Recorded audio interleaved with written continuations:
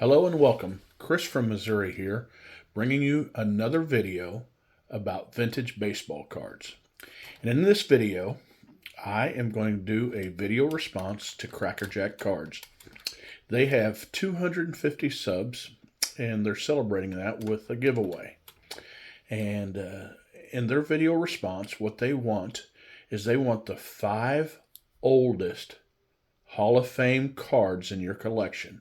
Not the oldest Hall of Famers, but the cards that are the oldest of the Hall of Famers, and they asked for it to be playing days cards.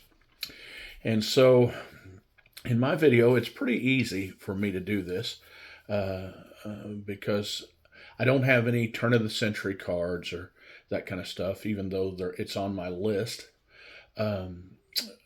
But these are mainly close to the same. They're all the same year, and I'll just go ahead and shut up and show you my 5 oldest Hall of Fame baseball cards.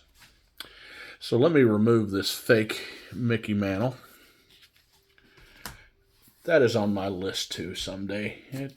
It's way down there on my list. But okay, first card I want to show you is the 1909 E95 Philadelphia Caramel Eddie Plank.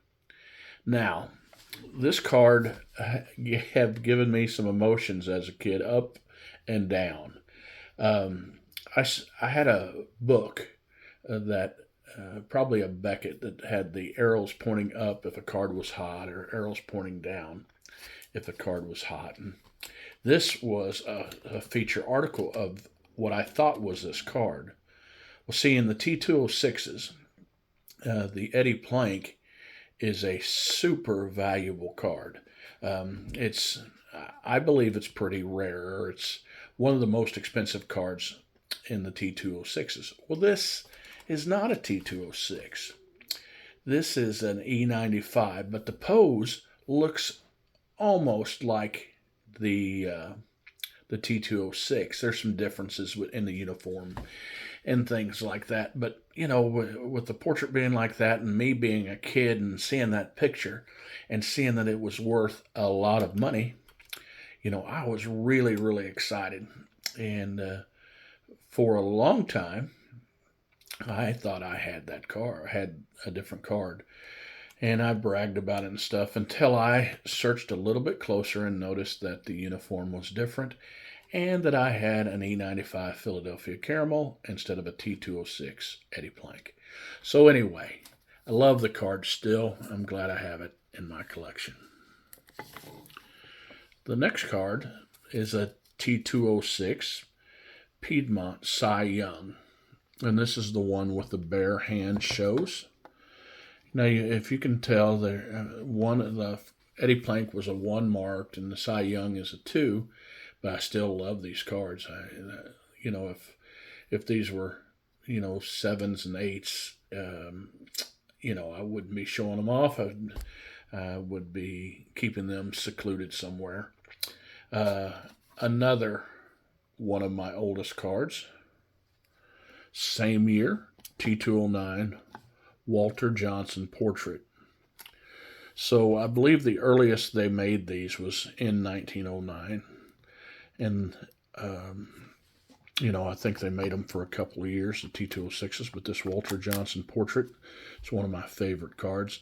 Some of these cards I've had a long time. A couple of them I've gotten from my local card shop, but they're in the same kind of shape. Number 4 on my list of oldest cards is this red portrait of Ty Cobb. Now see, it's got some creases in it, and it's worn out, but it's a 1 marked. But still, I'm glad to have it in my collection. Now, the last card I'm going to show you is one of my favorite cards in my entire collection, and it is beat to heck. And but I'm so lucky to have this card, and it's the Ty Cobb bat off shoulder.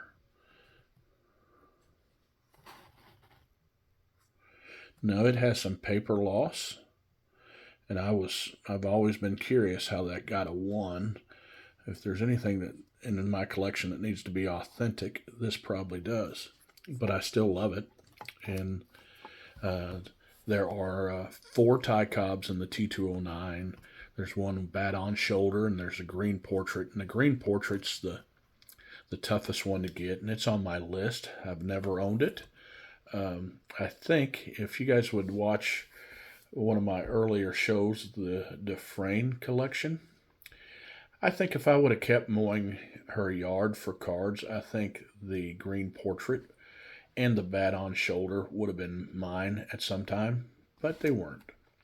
And so, listen, give Cracker Jack Cards a shout out. Go over to the channel. If you like it, subscribe.